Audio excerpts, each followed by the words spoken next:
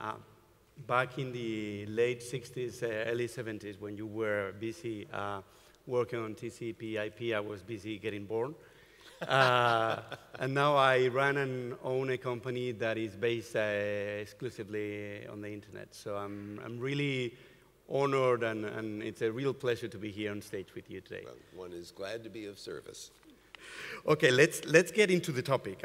We've got a lot of... Excuse me, I'm going to try to figure out which way this is going. Sure.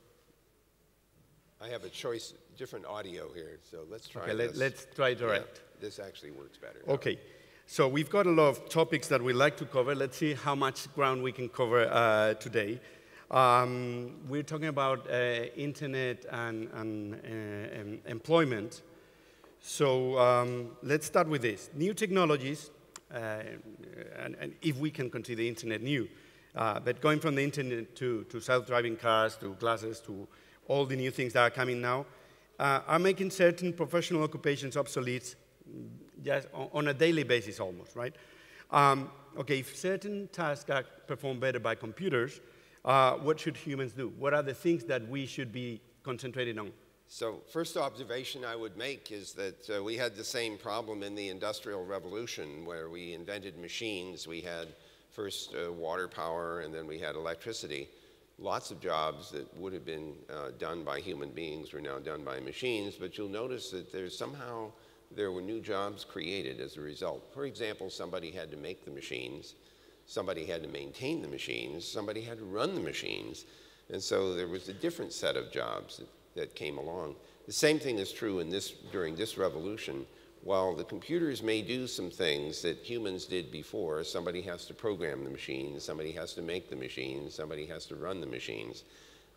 There will be, in the internet world, for example, it's estimated that for every job that might be taken away by an internet-based application, 2.5 jobs are created, not the least because of the bugs in the software that somebody has to fix.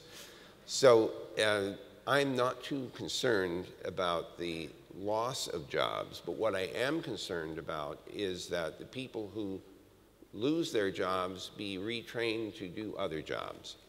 So this gets to a very important part of education. We can talk about that now or later, but if you don't recognize that the rate of change of jobs themselves causes us to need to be educated and to continue our education, then we are very badly mistaken. We have to keep learning. In the world I live in, the technology keeps changing very, very rapidly.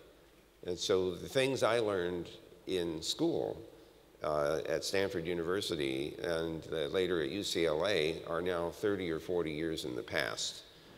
And they are not as relevant as things that I now need to learn today. So there's this need for continuing re-education. And if we don't recognize that, then we do have a problem. If we recognize that the re-education is needed, we've just created another kind of job, which is helping people learn new things so they can be productive in this changing and new environment.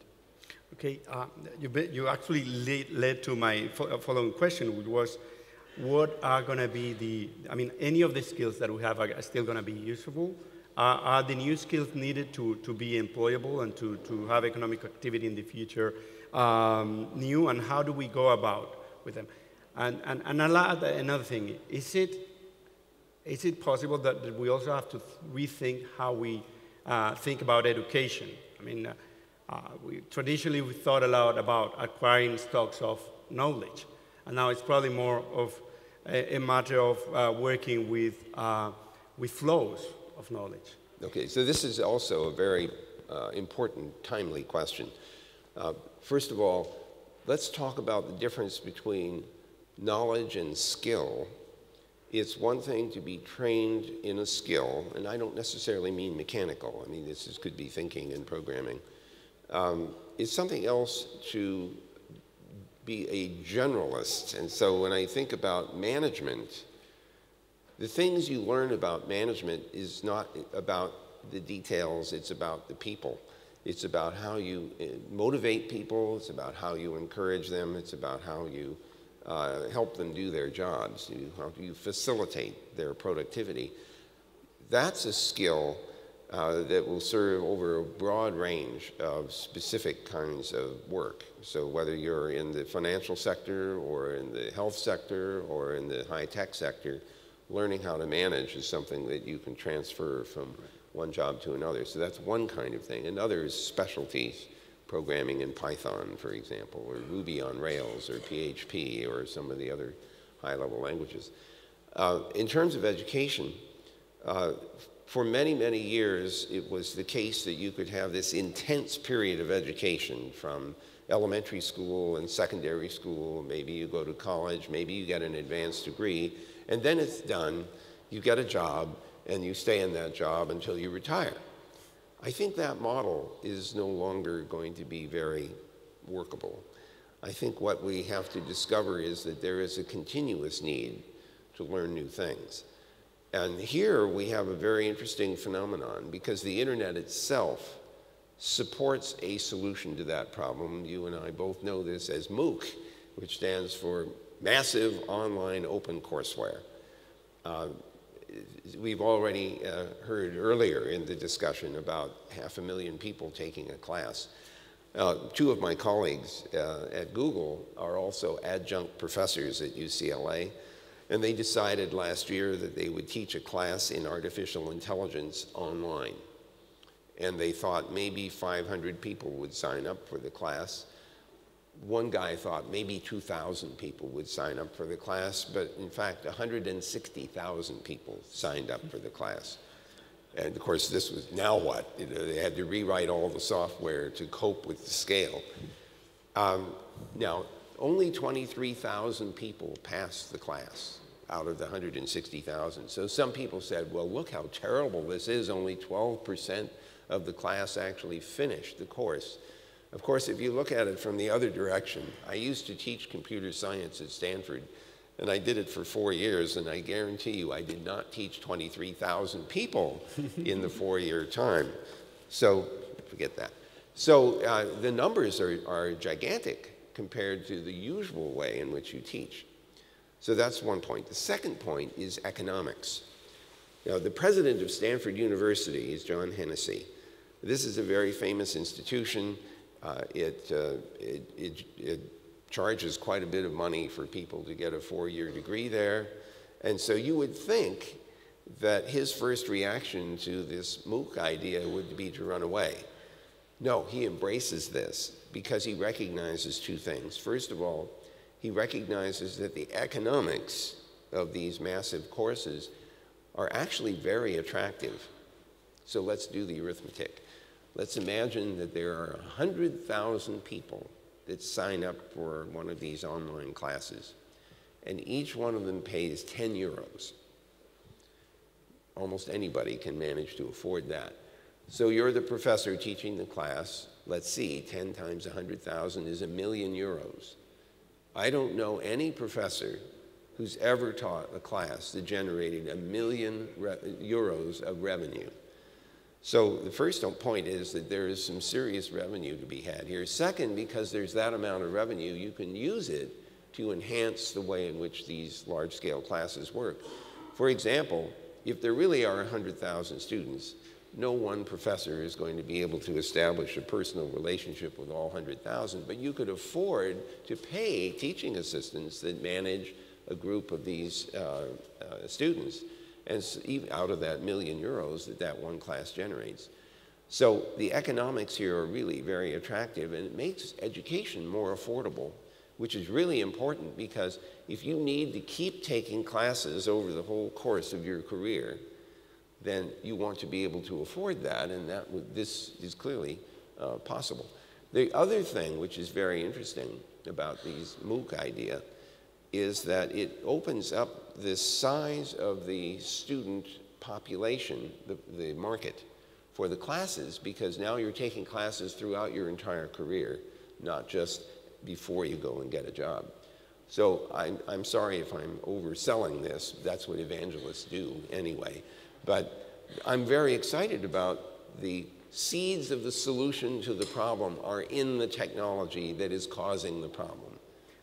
Okay, so that will solve it in the midterm. Yes. Right. But with this, as with all the disruptions, the destruction happens before the creation starts, right? So what is the, how is this transition going to be in terms of activity? Are we stuck with high structural unemployment levels? Are we going to have long-term people who have no employability at all, maybe because they're not retrainable or they're not willing to retrain, or they think they are too late in their careers to change? How do you see that? So there's a wonderful expression, on the edge of chaos lies opportunity. And in fact, the seeds of the answer to your question were in the previous discussion. It was mentioned, if I'm remembering correctly, that being an entrepreneur in Spain is not so easy. It's hard to start a company. Now, when we look at Silicon Valley, where my headquarters is located, companies get created all the time. And so you might ask, well, how does this engine work?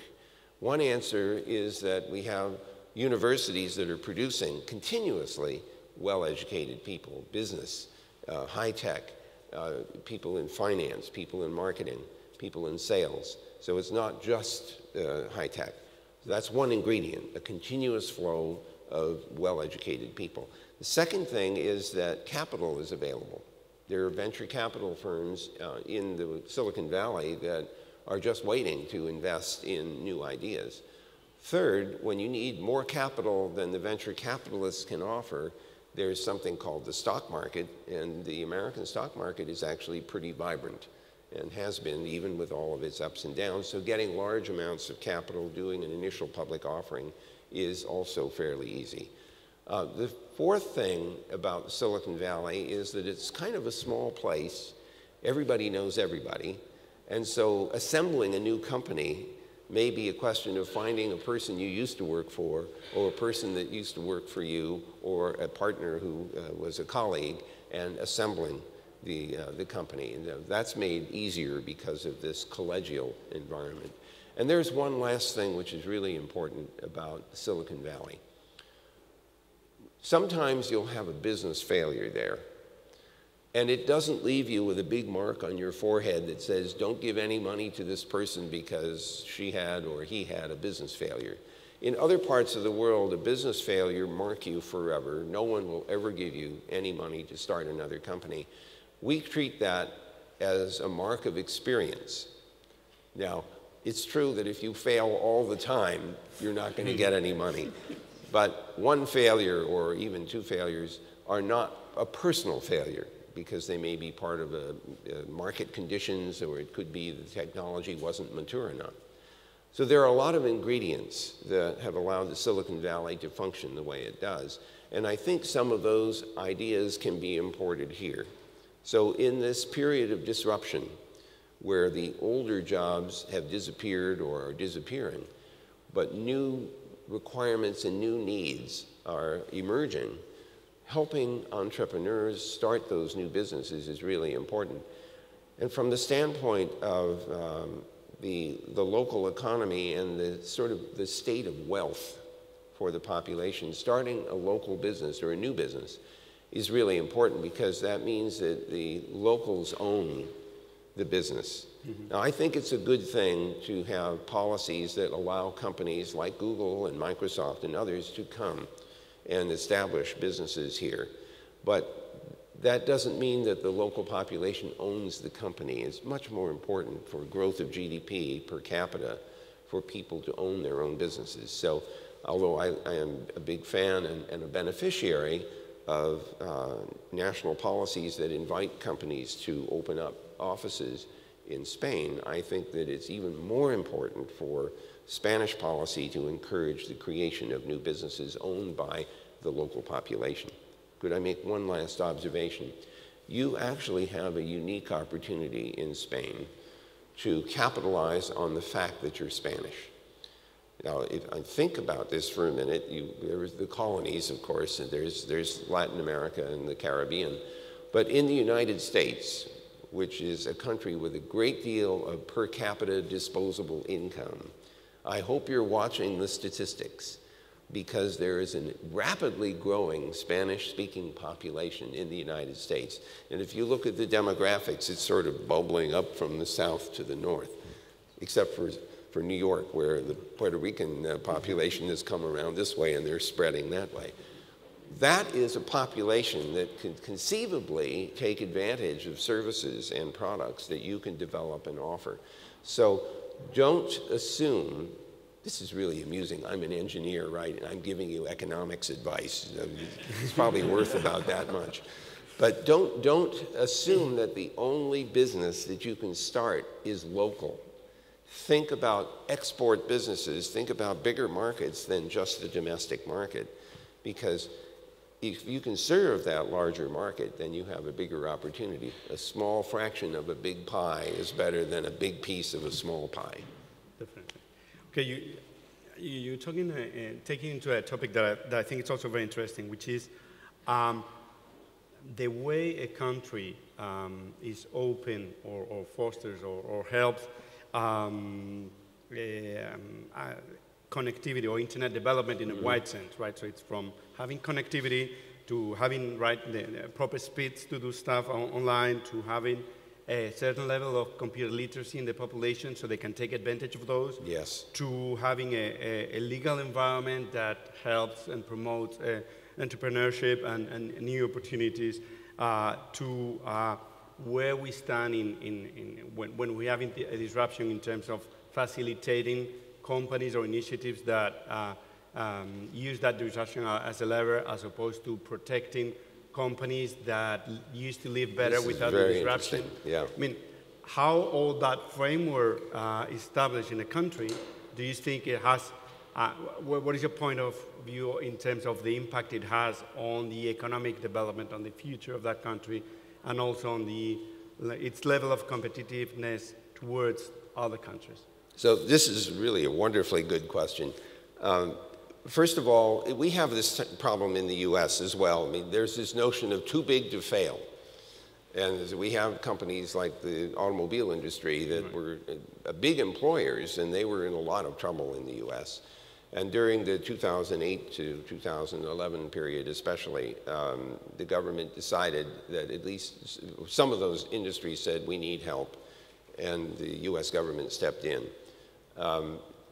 They paid back all of the things that they were loaned, the money that they were loaned, and reinvigorated the industry. And so we have this tension where we have tried to retain businesses that have been big employers. But at the same time, I think our environment has been pretty tolerant of businesses failing and new businesses starting. And if it's true that the technological environment is changing and the kinds of jobs that are of interest are changing, then we have to tolerate the disappearance of some companies and the creation of others. There was this guy, Charles Darwin, who taught us about evolution. And his primary lesson was you have only two choices. One of them is to adapt and the other one is to die. And if I had a choice, I would rather adapt. So companies have to do this too. They have to adapt to changing environments, whether it's a change in technology or a change in demand for products and services. Could I say one other thing? This has to do with thinking about managing people. There's a company headquartered in the United States called Gallup. They do a lot of polling, but they also do a lot of business consulting. And the president of the company, Jim Clifton, has been a very vocal spokesman for something called Strength Finder. And his point is very simple. In many business situations, we focus on what people are doing badly and we tell them you have to get better. And his point is, why don't you focus on what they do well and help them do that even better, and then take advantage of that by putting them in positions where they can exercise their strengths. It seems so obvious and straightforward, and yet we don't always do that. Okay, that's a very good point. Let me change slightly topic. We've seen that the internet can be an enabler many things that are favorable to freedom of speech, enable things like the Arab Spring, like the Occupy movement, like the 15M movement in Spain. But it's also a tool that can be used in another way. And I have in mind the recent story with the NSA and the PRISM initiative. So the question would be, what kind of things can we all do to make sure that there's more of the first kind of things and less of the second kind of things? Less of the bad thing. So this is the, you can imagine over the last several weeks, this is the NSA question, which always comes up. You were waiting for it. And it's okay. Actually, this is an opportunity to illustrate some things that I believe are important. First of all, I want you to remember that governments get created most of the time in order to manage the public welfare. And we all give up a certain amount of our privacy and even our freedom of action in exchange for an ordered society. So governments are mostly there to protect the citizens. Now, some governments are not. Some governments are there to protect the regime. And so we see internet and it's the World Wide Web and the other technology sitting on top of it, sometimes being used to protect the regime as opposed to protecting the citizens. In this particular case, what you see is a natural tension between what we will call either national security or law enforcement and freedom and privacy. And those are always in some tension. I'm not going to try to justify one way or the other what the NSA or GCHQ or other governments are doing, but a lot of them will take advantage of the fact that if they have access to what's going on, and if their intent is to protect people from bad things, they'll take advantage of that. And in the United States, there are laws that have been enacted that constrain what these agencies are allowed to do. And as far as I can tell, a lot of what's been going on was within the legal framework. We could object to the legal framework, and if you don't like the legal framework, you should change it. So there's that tension. The other thing which I think is pretty important to recognize is that the information that's been published is actually wrong. The implication was that Google and Yahoo and others were feeding directly to the National Security Agency the contents of our databases and all of our services, the information that people put into the system. This is false. There is no direct connection going into any of our servers, and I guarantee you we would know that because we build our own systems. You know, every piece, every router, everything else we build at Google, so we know where all the parts are. So we do respond to legal demands that are placed on us by law enforcement and by the intelligence services. But they come to us in the form of court-mandated orders, and we don't just look at those and salute. We have a legal team that looks at them and says, is this legitimate? Is this real? And we push back. We have pushed back. It costs us money to push back. We sue the US government. We're allowed to do that. I always say you don't prove that you have values until they cost you money. That's correct. So, I mean, we really have pushed back. The second thing that I would observe is that we have tried to be very transparent about what's going on. So I think transparency is our friend here. We publish statistics about what demands have been made to us. And recently we sued again to say that we want to publish more precisely the statistics of the demands that are made on us by NSA, for example, or FBI. I don't know how that's going to come out, but I think we have a very powerful argument in the form of First Amendment rights. So Google is not complicit here. On the other hand, you read all the reports about the information that the agencies have managed to gather, and you have to imagine that they may have had access to information below the level of what we can manage, the underlying transmission and communication systems. So we do something about that. In our world, for example, let's take email. When you go to any of our products and services, we use what's called HTTPS, which encrypts the information from your laptop or desktop to our servers. When we're moving mail from one place to another inside of our system, we encrypt that. Unfortunately, sometimes the mail is going to someplace else, not Gmail, but to some other service. And since there are not agreements between all of the email providers to encrypt the traffic, okay, for the geeks, it's the SMTP protocol, and it needs to be encrypted. We do that inside the company, but we can't do it outside without common agreement. So we're pushing technology and agreements to try to get there. The second thing that we've done to protect users is to encourage them to use what's called two-factor authentication. This is instead of a password that you keep using over and over again, which somebody might guess or break and then get into your account, we recommend to people to use what's called two-factor authentication. In some cases, it's a little USB that will generate a one-time cryptographic password. And each time you log in, it says, I need to have your cryptographic password or I won't let you in. So even if somebody sees the one-time password, they can't reuse it. Or the other way we do it is with a program on the mobile. And it does the same thing. It generates a cryptographic password that you put in. Or we can actually send to the mobile, just over SMS, the cryptographic password. So that's the second factor, is the mobile or the USB chip, in addition to what you have in your head. So we're trying very hard to enable people to protect their privacy. And I think that's an important commitment for us to make. Okay, let me go into another that's related.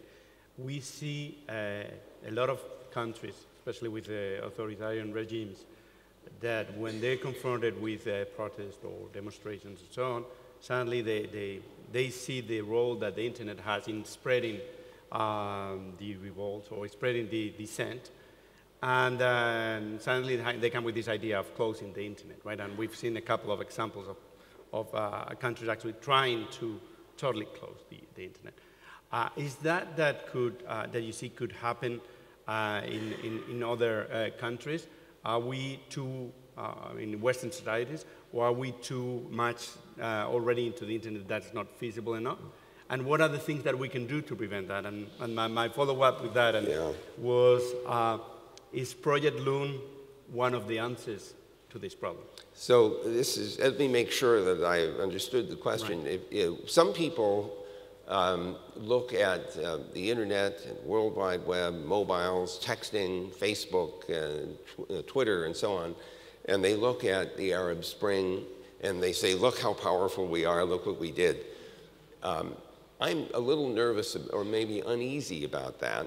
Right. And the reason I'm uneasy is that revolutions don't always come out the way that you thought they would. This is an important dynamic. You can have a collection of people who join together because they don't like the government. So they all agree we want to replace the government. What they don't all agree on is what they should replace the government with. And so we're seeing this kind of tension. Now, in Tunisia seems to have managed pretty well. Libya didn't do so well. Egypt is now in some real uneasy turmoil. So I'm not happy when people point to internet and the web and the other applications to say, look how wonderful this is, it enables regime change. And my reaction is, you should think a little bit about what you want, and you better think of what the consequences are before you exercise this very powerful tool. I think the answer to your question about, well, how do I cope with that? Right. You used the word prevent. Look, when people are not happy, they will use any means they can find to make themselves more happy, even if they don't understand that doing what they want to do that they think will make themselves more happy may not produce the happiness that they are looking for. And I apologize to the interpreter for trying to figure out how to interpret that sentence. So I think education is our friend here. Mm-hmm. People need to understand more deeply what it is that's making them unhappy and what things could make a difference, and not just take the first thing that comes into mind. we have this problem in the US where when a problem arises in the government, they always say, well, we should appoint a czar who is responsible for whatever the problem is. Or we'll convene a committee to discuss the problem. That frequently doesn't solve the problem at all. But understanding what's going on is pretty important. And so education, again, is our friend here. We don't want to lose that. Right. Let me go ahead again with this question. You've addressed the side of the equation that deals with people who are protesting. Okay. And is that the best course of action? Now, no matter how sensible the protest is going to be, if you are in an authoritarian regime, you're going to have instances in which yes. the easy government answer is going to be less suppressed discussion yes. about this yes. topic. Okay. Yes. So how do we deal with that? So we see some pretty good examples of this in China, for example. They've been pretty effective at interfering with communication over the internet.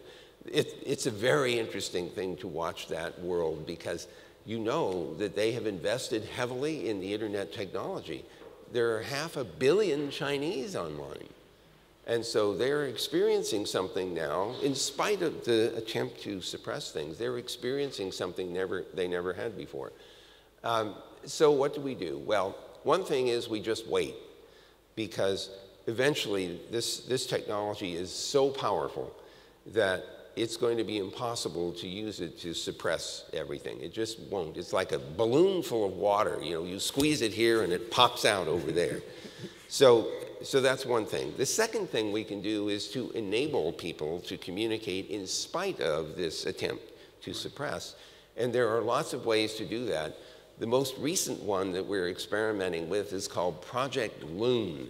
And you read about this. In Christchurch, New Zealand, we're launching balloons to go up to 60,000 feet. And they drift along with the winds at that latitude.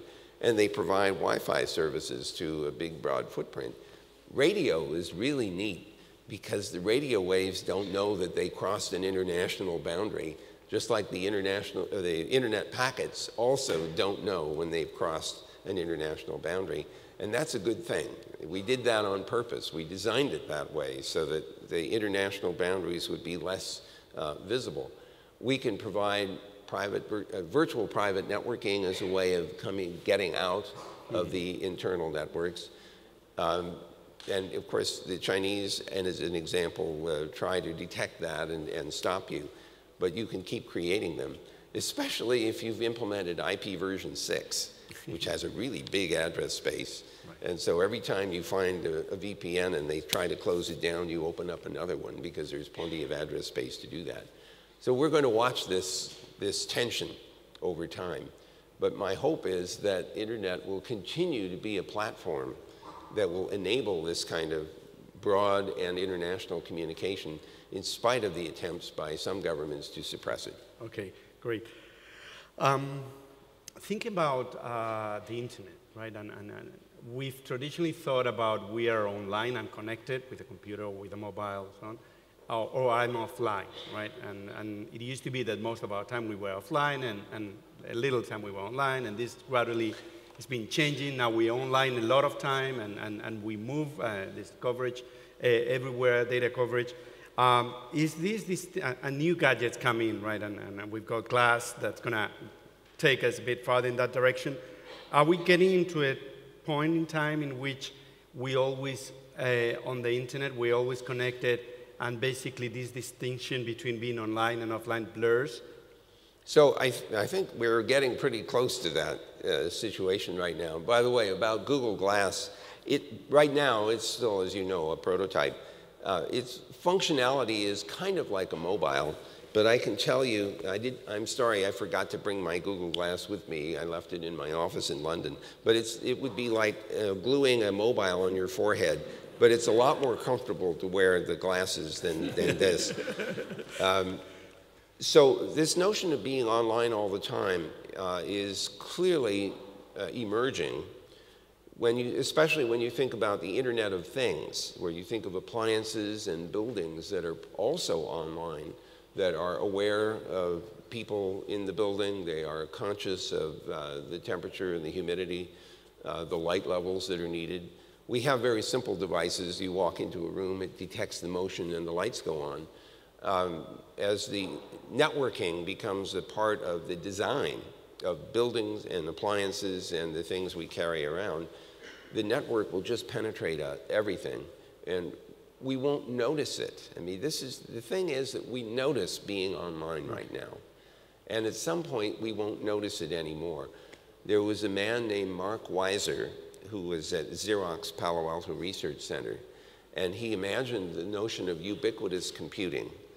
And his idea was that computers would just sort of disappear into the environment. We wouldn't think of them as computers anymore. And I don't think people think of their mobiles as computers. They're just things that you use that have applications running in them. The fact that there's a network helping those things work is almost invisible. I mean, when you walk into a room, do you immediately think, oh, there's electricity in the room? We notice that there are plugs there, but you don't even think about that until you need something to plug in. So I think the networking facility is going to become more and more like that. You won't have to think about that. You won't have to log in. It'll just be there. And a lot of the kids that are growing up now who never knew a world that didn't have internet in it don't actually think about the net. It's just there. There's a great expression. Technology is what you didn't grow up with. and because it's, for you didn't grow up with it, so it's new. But for the people that grew up with it, so there's an internet, big deal. What's that? They don't care about that. They care about what it does. And so I think that we will get to the point where this won't even be an issue. Online and offline won't be a distinction that we care about. Now, there is an issue here. If you're like me, you get a lot of email. And we feel kind of compelled, to go read the next email. Or when we're trying to do something, we think, I wonder if any email has come in. I wonder if it's important or not. Maybe I should go and look. I've learned that I should turn off the email while I'm trying to get work done and suppress my curiosity about what's in the inbox. So we may have to train ourselves to be more disciplined about that. And we have to have a social convention that says it's okay not to respond instantly to every email that shows up. Okay, that's a very good one. Let's talk about something else that Google's doing, the self-driving cars, right? Everyone thinks about it and says, okay, it's going to make my life more convenient. But what are the other implications, those that are not so obvious? Implications in terms of city design, in terms of job creation, job destruction, in terms, I don't know, what else is implied there? So first of all, you should ask this question of Manel Sanroma, who's sitting there from Barcelona. He's this chief information officer there, and he has this, I'm going to call it a vision, Manel, but some people think it's a hallucination. And that's the notion of the smart city. And this is actually really important because the idea that you design cities and its processes and the local government around the idea of connectivity and around the idea of providing services to citizens is really a refreshing idea because it's a kind of rethinking of what does a city mean? How do its services work? How do the citizens get access to those services? So I actually think this is a rich and interesting area for research and development and experimentation. So I'm actually very excited about what Manel is doing in Barcelona. And maybe something like that is happening here in Madrid as well. So I actually believe that we have a very big opportunity to provide more services to citizens than they ever had before and make it easier for them to get access to them. But we also have to make it easy for them to feel secure and safe in the use of those services. And that means we have to work on strong authentication. We have to work on end-to-end cryptography. And that has to be essentially there and invisible. You don't need to think about it. It's just part of the design. If we do that, I think we will create a very fluid environment that will allow lots of new jobs and new kinds of products and services to be supported. This is, if I could give you a kind of metaphor, people ask me, you know, what is your model in the head of the internet? And sometimes I think it's like a road system. And Bob Kahn and I essentially figured out how you build roads that take you, if you want to go over there and there's no road, here's how you build it. And oh, by the way, we aren't going to build it for you, but here are the rules for building the road. And here's another set of rules for using the road. You know, make the vehicles go on this side of the road and the other ones come the other way. Don't go both ways on both sides because they run into each other. Simple rules: don't build the cars longer than this, or taller than that, or wider than this, or heavier than that.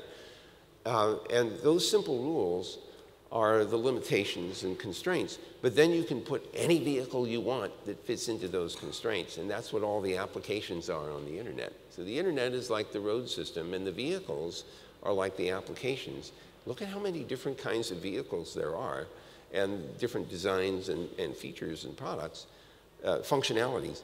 So I really think that we've created an enabling platform, and that people are still experimenting with new kinds of things you can put on top. Okay, very interesting. Let me ask you a very open one. What are the next avenues of innovation? What are the new things that we should be, the areas where we should be expecting innovation to come from? Well, one thing that you can be very sure of is that software is going to be the source of most of the innovations. There's really, although the internet has physical existence in the form of routers and laptops and desktops and mobiles and tablets and so on, it's the software that animates them. And so the innovation is mostly in the form of software and in the functionality that it can perform. So if there are any really interesting innovations, it will be coming from that, which is why I think every student should have some experience actually writing a piece of software to get a sense for what it's like to create something like this. I know when I was a lot younger, one of the reasons that I got very excited about programming was that you could create your own little world, and it was right there inside this little computer box, and it did whatever you told it to do. Of course, sometimes it did what you told it to do that you didn't know what you told it to do. That's called a bug. And so we learned, you know, you need to learn about how to think and how to debug things. So in terms of the actual innovations that are likely to come, first of all, I mentioned Internet of Things for sure. You know that Google is experimenting with self-driving cars. We have a fleet of about 24 of them. They've driven 500,000 miles in San Francisco.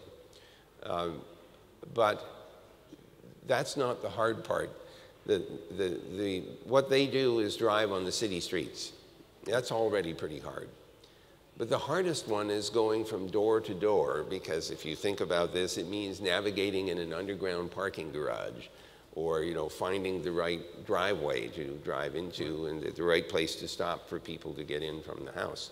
We have a couple of employees who are blind, and they are our test case to see if we can actually do door-to-door communications or transportation. So that's clearly one dimension, is increased artificial intelligence. We're experimenting, as you know, with voice communication, so you can speak to your mobile or your laptop instead of typing. And what we're hoping to do at some point is to allow you to engage in a dialogue with the computer on the other end or our system on the other end. And so this is getting closer and closer to creating artificial personalities. I would love it if, instead of just typing the search words to the search engine and having it tell me there are 14 million pages on the internet with those words on them, I'd rather have a dialogue saying, I'm trying to figure out what the design of the trireme was during the Greek period and how many oars there were on the boat, and have it tell me, oh, well, the answer to that is X, or go look here. So looking for this ability to communicate more completely with our systems and services is a very attractive outcome, and lots of people are experimenting with that. I think the other point is that sensor networks are becoming part of the system.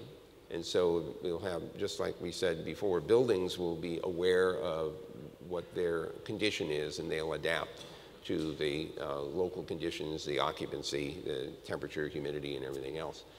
So those are all things that are happening for sure.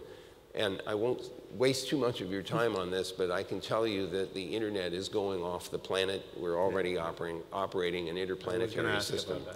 And so that too will evolve over the next several decades until we have an interplanetary backbone that will support manned and robotic space exploration. And by the way, we doesn't mean Google in this case. It means NASA, the Jet Propulsion Laboratory, and the Consultative Committee on Space Data Systems, which includes all the spacefaring nations. Okay, that's pretty amazing. I think I can't believe it, but I think we've covered all the list of questions I had. Which, that's amazing. Yeah, we weren't supposed to do that in that amount of time. I think now so maybe it's we time have some questions to open from the here. floor to questions to Vint, so please go ahead, raise your hand, and someone will grab a microphone and give it to you. Anyone? Either they all need to get rid of the coffee they had in the morning. There's one on the third row. Yeah.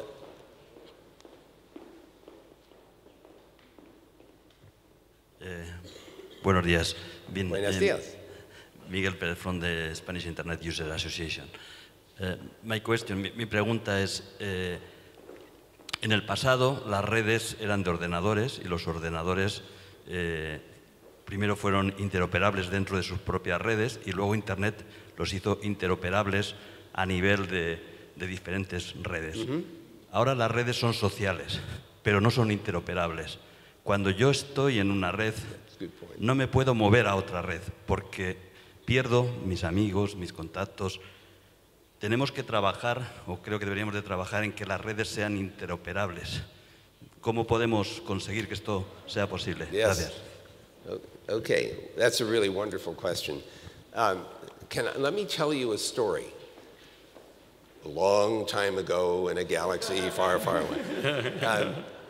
When in the 1970s, early 1970s, the idea of electronic mail was demonstrated on the ARPANET.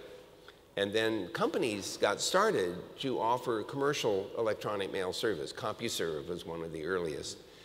When I went to work for a company called MCI in 1983, we built something called MCI Mail. But there were other companies doing the same thing. TimeNet had OnTime, Telenet had Telemail. And they were all little isolated islands, just like the social networks. And then after I finished the MCI Mail product, I went to work for Bob Kahn, who had worked with me on the internet design at a company called CNRI.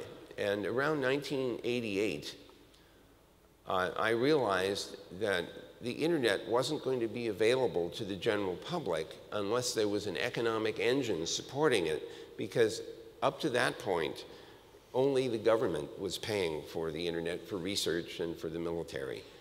So I thought, well, how do we get it out to the general public? And I realized that government would probably not pay for each of us to have access to the net. So it would have to be a private sector thing.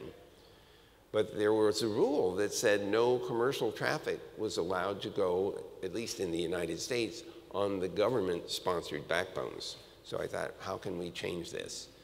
So I went to the Federal Networking Council in the US. They made the rules about how internet was working. And I said, could I connect MCI Mail up to the internet, to the NSFNet? And they went away for a while, and they came back and they said, that's commercial traffic, isn't it? I said, well, yes. But I'm interested in seeing if we can make the internet mail talk to the commercial mail system. They said, okay, you can do that for a year. So we went off and we built a connection between the internet and MCI Mail. And we had a big announcement in July of 1989. MCI Mail can talk to anybody on the internet. So immediately all of the other companies, the Telemail guys and the OnTime guys and the CompuServe guys says, wait a minute, Those MCI people can't have this special privilege. We want to be connected to the internet too. So the government said, well, okay, you can connect up. So they did. Then they discovered that because they'd established common standards, that now their email systems interconnected. And they were very surprised to discover this. It was a side effect they hadn't thought of. Now, that's the story. We aren't there yet with the social networks, and there's been resistance to doing it.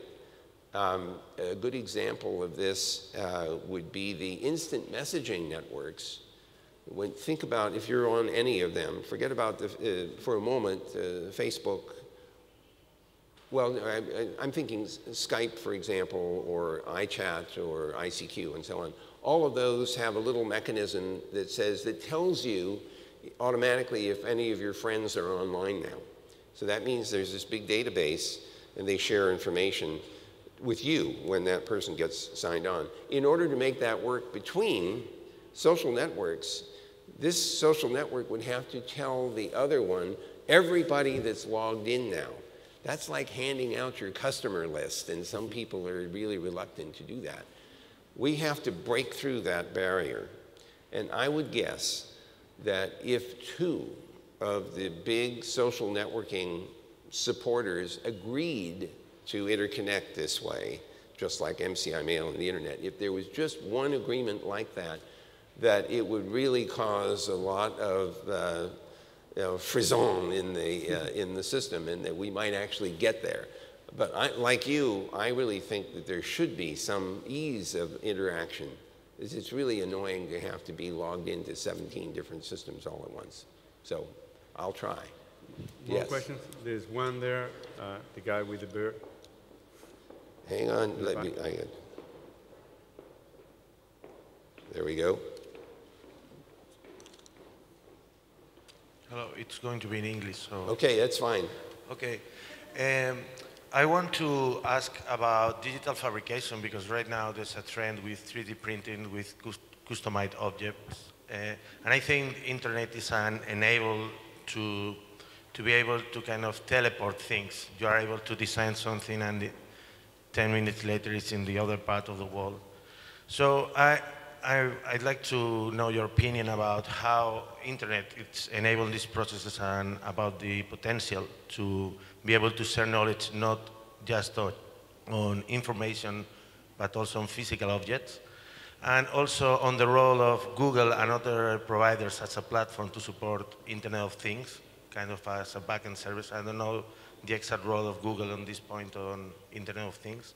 Okay, so the trivial answer to your question, of course, is, sorry, I need to, they tell me I have to take these off while I'm talking. The trivial answer to your question, of course, is that we need to work on the Star Trek transporter. And right now in the laboratory, it has bugs in it, and the people come in inside out when they're transported. So we have some problems to fix. Now, the honest and straightforward answer to your question is it's already possible to transport physical things. The way that works is we use 3D printers to do it. And so I don't mean to trivialize this. The idea that you can export a design and have it reproduced at the far end as a physical object is really very, very intriguing. And for the same reason that I got so excited about networking, because you could do something here and something happened 3,000 miles away, the idea that you could transport your design and have an object produced at the other end is really cool. So I think that we're, as you know, just at the beginning of this idea. Real teleportation, I think, is beyond the state of the art, as you know. I think we're just beginning to understand what may be possible with this kind of thing. Now, think about the change in economics. We still have to transport raw materials to get to those 3D printers, just like we have to move ink to get to a conventional two-dimensional printer. But we don't have to transport the objects themselves. And if they were fragile, we didn't have to transport them at all. And so it really changes the economics in some sense. I'm not exactly sure how, but I can tell you that there are already printers that are using multiple materials. There are even people who are trying out printers that produce food, that, produce edible material, so that you send a recipe to the other end and the printer produces it. That's probably the closest we're going to get in the near term to doing what you have in mind. But I want to encourage you to explore that, because it's so new territory right now that there must be many very interesting ideas just waiting to be tried out. So I can hardly wait to hear from you what you invented next. Great. We have still time for another question, I think. Anyone else in the room? Yeah, there's one there at the back. Hola. Hola. Marlon Molina de Tecnofor. Estoy muy impresionado por lo del curso de inteligencia artificial con cientos de miles de personas. En el modelo tradicional de educación, para que yo pudiese acceder a un curso como ese antes, tendría que haber ido a la universidad, matriculado algunos requisitos y, bueno, a mí seguramente no me dejarían entrar ni así, pero se requería de mucho, ¿no? Pero hoy mi hija, que tiene 11 años, que es una nativa digital, que además ella escribe un blog, ya accede a algunos de estos cursos en Stanford y los lee, puede verlos, no sé qué tanto entiende, pero al menos ya puede participar. No sé si has traído la bola de cristal. En el año 2030, en el 2020, vamos a tener cirujanos de 15 años. ¿Estamos transformando ya la educación? So, this is a wonderful question. I can't help but recall that there was a television series in the United States, and there was a young kid who was about 12 years old named Doogie something or other, and he was a physician. I don't know the answer to the extreme question, will we have young people doing some of these sophisticated things, but I would remind you that in history, when human lifetimes were a lot shorter than they are now, young people did some pretty spectacular things. And in fact, when I was 17 years old, my good friend and I were walking down the street. We were part of the math club. We were in high school, and we were very excited about mathematics. And we both thought we were failures, total failures, because the mathematicians that we were reading about had done some of their best work when they were 15 or 16 years old, and here we were 17 and we hadn't done anything notable yet. So I think the answer is anything that enables a person of any age, young or old, to do something productive is very powerful. And what I hope we achieve as a society is that we enable that capability across the full spectrum of ages, young and old. If the internet has a role to play there, I will be very, very happy and very satisfied. We don't always appreciate what young people can do, and we don't always appreciate what older people can do as a new kind of career or as a new kind of activity. The creativity hiding in human beings is enormous. And we don't always have good ways of unleashing it. So if the internet can help with that, I think that's a good thing. But thanks for a really great question, and good luck to your daughter. Nos queda todavía tiempo para una más. Alguien que no haya preguntado, si no le damos a Miguel otra vez la opción. Vale, pues. Alguien que no haya preguntado, por abrir un poco, y si no, cualquiera de los dos que...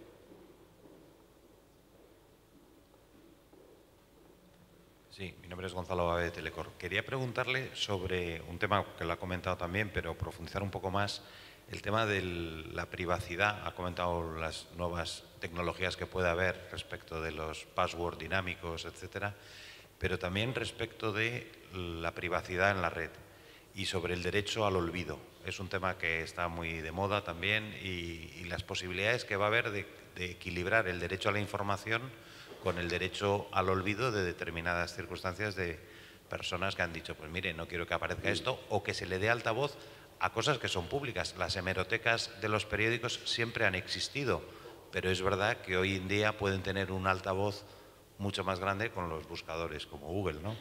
Muchas gracias. Okay, so thank you. That, again, is another very wonderful, provocative question. Those are my favorite kind. So let me first point out to you that the internet has a very peculiar property. It remembers things that we wish it didn't, and it forgets things that we wish it would remember. So it's a very fickle kind of environment. That's point number one. The second point is that in this debate about the right to forget, it is sometimes suggested that the search engines, Google included, should somehow erase things from the index. I want you to think a little bit about the implication of that. First of all, the search engine isn't the thing that has the information. It's the mirror that reflects the information that's on the internet. And it's a fairly dynamic mirror because we're constantly updating the index to reflect what we have found on the net now. So we're not keeping an index of what was on the net. We keep an index of what is on the net. If you don't like something that you see in that mirror, you don't change the mirror because that doesn't change what you're seeing. That doesn't change the real thing. You need to change what's on the net. So that's one important point, is that please don't confuse the index with the real content.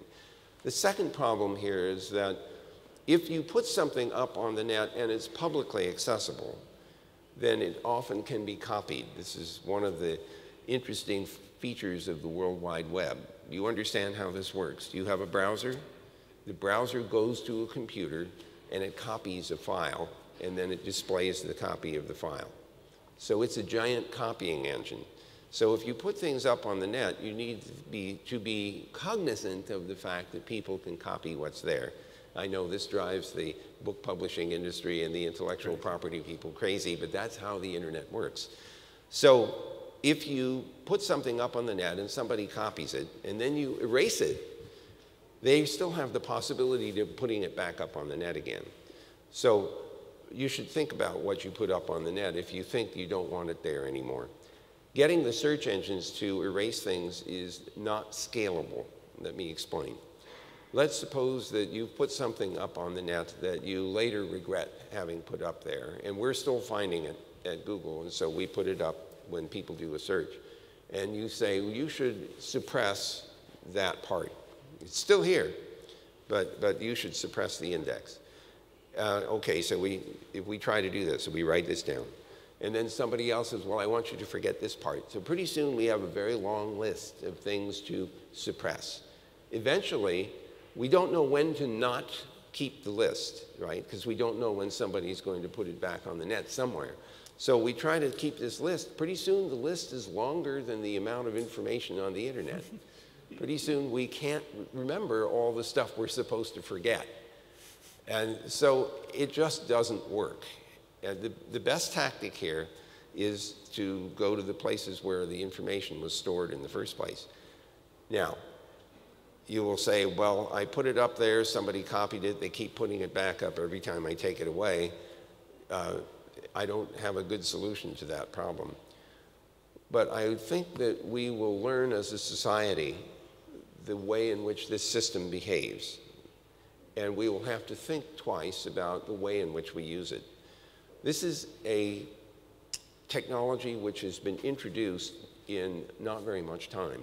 It was turned on in 1983, 30 years ago. It didn't become really visible to the public until 1995 when the browsers started showing up. 1995 is only 18 years ago. So this is still pretty new in sociological terms. I don't think we have a good intuition about what conventions we should adopt for the use of this kind of technology. We don't have enough experience with it. Some of the experiences will be painful. And from that, we will learn what kinds of social conventions we should adopt.